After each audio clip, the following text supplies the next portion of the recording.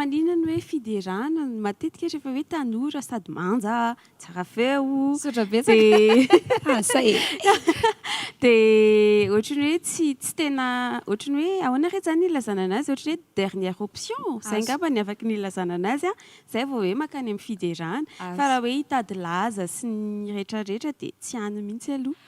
Azoko satria ny antony tsotra za manokana zahako amin'ny maha hoe gaelanako tsy laza ny tadiaviko.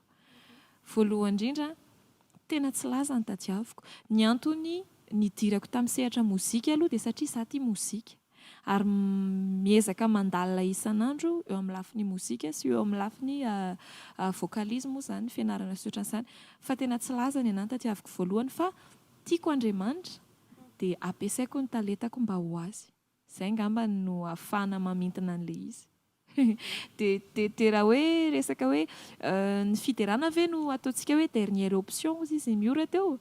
Ny anahy nefa ny fiderana voalohany satria tao anatin'ny fiderana no tena nahafantarako ny lokoko amin'ny resaka mozika io.